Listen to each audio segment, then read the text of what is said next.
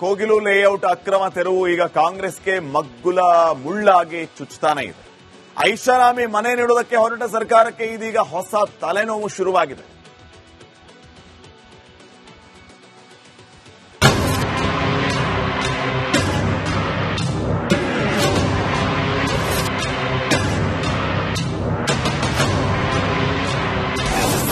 ಕೋಗಿಲು ಜನರಿಗೆ ಸರ್ಕಾರದಿಂದ ಸಕ್ರಮ ಮನೆ.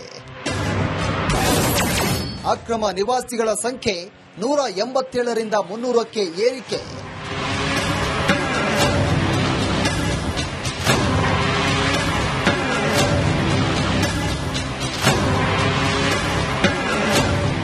ಕೋಗಿಲು ಅಕ್ರಮ ತೆರವು ವಿಚಾರ ದಿನೇ ದಿನೇ ಹೊಸ ಟ್ವಿಸ್ಟ್ ಪಡಿತಾ ಇದೆ. Kerala CM tweet, Pak post, Bangladesh link ಬಳಿಕ ಈಗ ಅಕ್ರಮ ನಿವಾಸಿಗಳ ಸಂಖ್ಯೆ 187ರಿಂದ 300ಕ್ಕೆ ಏರಿಕೆಯಾಗಿದೆ.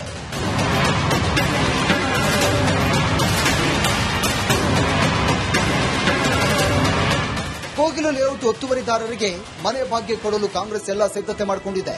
ಆದರೆ ಇದ್ದಕ್ಕಿದ್ದಂತೆ ಫಲಾನುಭವಿಗಳ ಸಂಖ್ಯೆ ಏಕಾಏಕಿ ಹೆಚ್ಚಾಗಿದೆ. ಸರ್ಕಾರದಿಂದ ಫ್ಲಾಟ್ ಘೋಷಣೆಯಾಗ್ತಾ ಇದ್ದಂತೆ 187 ಇದ್ದ ಅಕ್ರಮ ನಿವಾಸಿಗಳ ಸಂಖ್ಯೆ 300ಕ್ಕೆ ಏರಿಕೆಯಾಗಿದೆ. ಸ್ಥಳೀಯ ನಿವಾಸಿಗಳ ಸಂಖ್ಯೆ ದಿಢೀರ್ ಹೆಚ್ಚಳವಾಗಿರೋ ಕಾರಣ ಸರ್ಕಾರ ಈ ಕಡ್ಡಾಯವಾಗಿ 18 ದಾಖಲೆ ಸಲ್ಲಿಕೆಗೆ ಸೂಚನೆ ಕೊಟ್ಟಿದೆ. ಇದರ ಬಗ್ಗೆ ಹಿಂದೆ ವರದಿ ನೀಡುವಂತೆ ಮುಖ್ಯಮಂತ್ರಿ ಸೂಚನೆ ನೀಡಿದ್ದಾರೆ.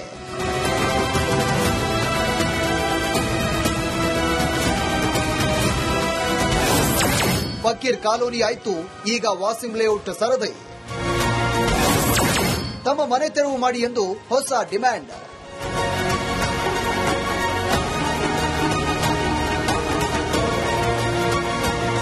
ಸರ್ಕಾರ ಈಗ ಅಕ್ರಮ ನಿವಾಸಿಗಳಿಗೆ ಮನೆ ಕೊಡಲು ಘೋಷಣೆ ಮಾಡಿ ಪೇಚಿಗೆ ಸಿಲುಕಿದೆ. ಹೊಸ ಫ್ಲಾಟ್ ಸಾಲ ಸೌಲಭ್ಯದಿಂದ ಆಕರ್ಷಿತರಾಗಿರುವಂತಹ ವಾಸಿಂ ಲೇಔಟ್ ನಿವಾಸಿಗಳು ಈಗ ನಮ್ಮ ಮನೆಯನ್ನ ತೆರವು ಮಾಡಿ ಅಂತ ಹೊಸ ಡಿಮ್ಯಾಂಡ್ ಇಟ್ಟಿದ್ದಾರೆ.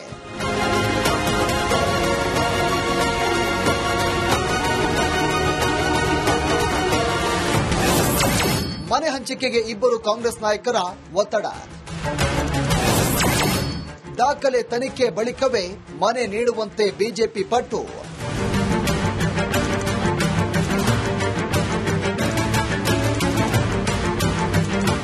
ಅಕ್ರಮ ನಿವಾಸಿಗಳಿಗೆ ಮನೆ ಹಂಚಿಕೆಗೆ ಇಬ್ಬರು ಕಾಂಗ್ರೆಸ್ ನಾಯಕರಿಂದ ಒತ್ತಡ ಹೇರಲಾಗ್ತಾ ಇದೆ ಅಂತ ಬಿಜೆಪಿ ಆರೋಪ ಮಾಡಿದೆ.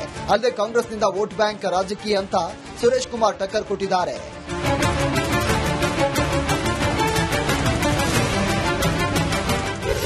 ಹೇಳ್ತಾರೆ 15-20 ವರ್ಷದಿಂದ ಇದ್ದಾರೆ ಅನ್ನೋದೊಂದು ಪ್ರಶ್ನೆ. ಅದ್ಯಾವುದು ಕೂಡ ಗಣನೆಗೆ ತಗೊಳ್ದೇನೆ ನಾವು ಇವ್ರಿಗೆಲ್ಲ ಮನೆ ಕೊಡ್ತೀವಿ ಅಂತ ಹೇಳಿರೋದು ಇದು ಕಾಂಗ್ರೆಸ್ ನಾಯಕತ್ವನ ತುಷ್ಟೀಕರಣ ಮಾಡಕ್ ಹೋಗ್ತಾ ಇರುವ ಸರ್ಕಾರದ ನೀತಿ. ಕರ್ನಾಟಕದ ಸಂತ್ರಸ್ತರಿಗೆ ಕಣ್ಣಿಗೆ ಸುಣ್ಣ, ಕೇರಳ ಮೂಲದವರಿಗೆ ಬೆಣ್ಣೆ. ಇದು ಈ ಸರ್ಕಾರದ ಕಾಂಗ್ರೆಸ್ ಪಕ್ಷದ ನೀತಿ. ಇದು ನಾನು ಮೊದಲೇ ಹೇಳ್ದಂಗೆ ಇದು ಕೇವಲ ವೋಟ್ ಬ್ಯಾಂಕ್ ರಾಜಕಾರಣಕ್ಕೋಸ್ಕರ ಕೇರಳ ಚುನಾವಣೆಯಲ್ಲಿ ಅನುಕೂಲ ಆಗಲಿ ಅನ್ನೋಕ್ಕೋಸ್ಕರ ಮಾಡ್ತಾ ಇರೋದು. ಇದು ನ್ಯಾಯಯುತ ಹೆಜ್ಜೆ ಇಲ್ಲ.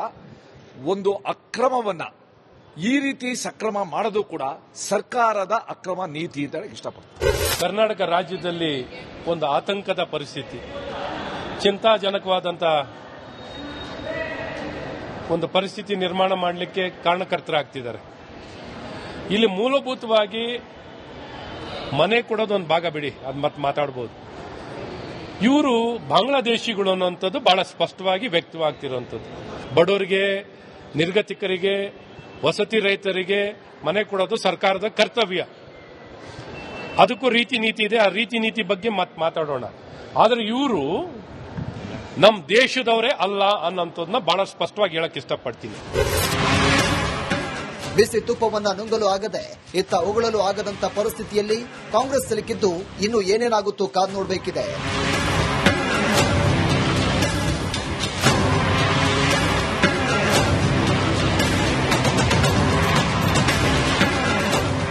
Bureau report, republic Kannada.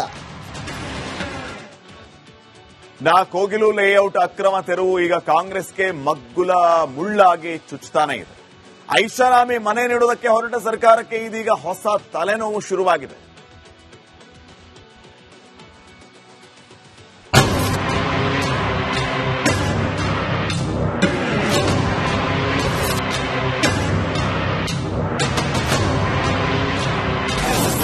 Kogilu ಜನರಿಗೆ ಸರ್ಕಾರದಿಂದ ಸಕ್ರಮ ಮನೆ.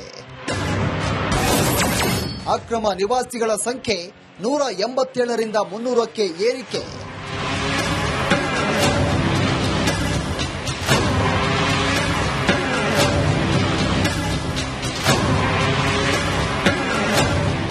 ಕೋಗಿಲು ಅಕ್ರಮ ತೆರವು ವಿಚಾರ ದಿನೇ ದಿನೇ ಹೊಸ ಟ್ವಿಸ್ಟ್ ಪಡಿತಾ ಇದೆ. Kerala CM tweet, Pak post, Bangladesh link ಬಳಿಕ ಈಗ ಅಕ್ರಮ ನಿವಾಸಿಗಳ ಸಂಖ್ಯೆ 187ರಿಂದ 300ಕ್ಕೆ ಏರಿಕೆಯಾಗಿದೆ.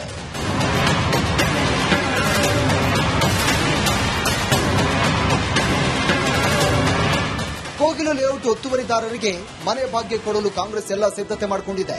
ಆದರೆ ಇದ್ದಕ್ಕಿದ್ದಂತೆ ಫಲಾನುಭವಿಗಳ ಸಂಖ್ಯೆ ಏಕಾಏಕಿ ಹೆಚ್ಚಾಗಿದೆ. ಸರ್ಕಾರದಿಂದ ಫ್ಲಾಟ್ ಘೋಷಣೆಯಾಗ್ತಾ ಇದ್ದಂತೆ 187 ಇದ್ದ ಅಕ್ರಮ ನಿವಾಸಿಗಳ ಸಂಖ್ಯೆ 300ಕ್ಕೆ ಏರಿಕೆಯಾಗಿದೆ. ಸ್ಥಳೀಯ ನಿವಾಸಿಗಳ ಸಂಖ್ಯೆ ದಿಢೀರ್ ಹೆಚ್ಚಳವಾಗಿರೋ ಕಾರಣ ಸರ್ಕಾರ ಈ ಕಡ್ಡಾಯವಾಗಿ 18 ದಾಖಲೆ ಸಲ್ಲಿಕೆಗೆ ಸೂಚನೆ ಕೊಟ್ಟಿದೆ. ಇದರ ಬಗ್ಗೆ ಹಿಂದೆ ವರದಿ ನೀಡುವಂತೆ ಮುಖ್ಯಮಂತ್ರಿ ಸೂಚನೆ ನೀಡಿದ್ದಾರೆ.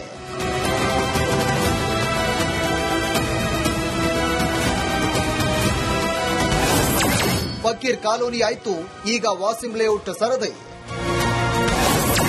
ತಮ್ಮ ಮನೆ ತೆರವು ಮಾಡಿ ಎಂದು ಹೊಸ ಡಿಮ್ಯಾಂಡ್.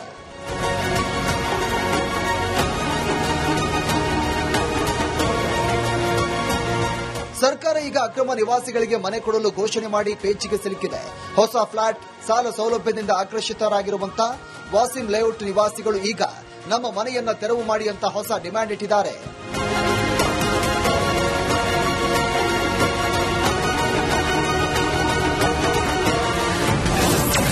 ಮನೆ ಹಂಚಿಕೆಗೆ ಇಬ್ಬರು ಕಾಂಗ್ರೆಸ್ ನಾಯಕರ ಒತ್ತಡ. ದಾಖಲೆ ತನಿಖೆ ಬಳಿಕವೇ ಮನೆ ನೀಡುವಂತೆ ಬಿಜೆಪಿ ಪಟ್ಟು.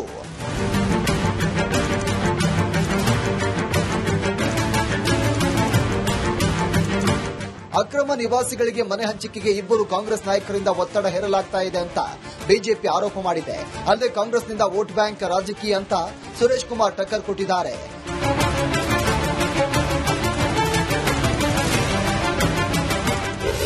ಹೇಳ್ತಾರೆ 15-20 ವರ್ಷದಿಂದ ಇದ್ದಾರೆ ಅನ್ನೋದೊಂದು ಪ್ರಶ್ನೆ.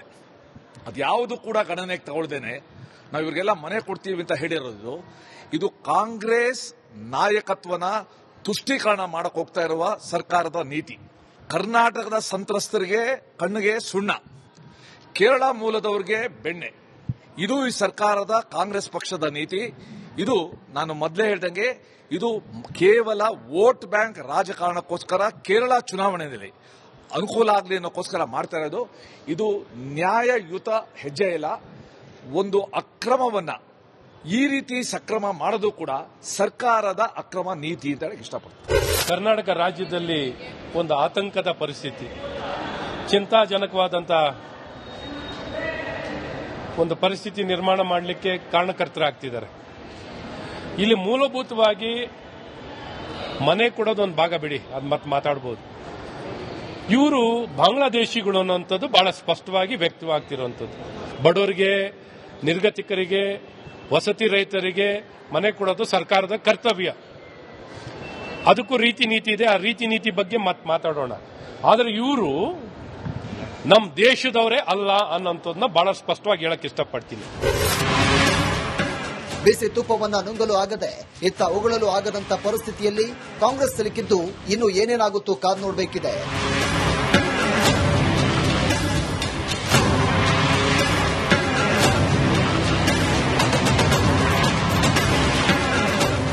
Bureau report, republic Kannada.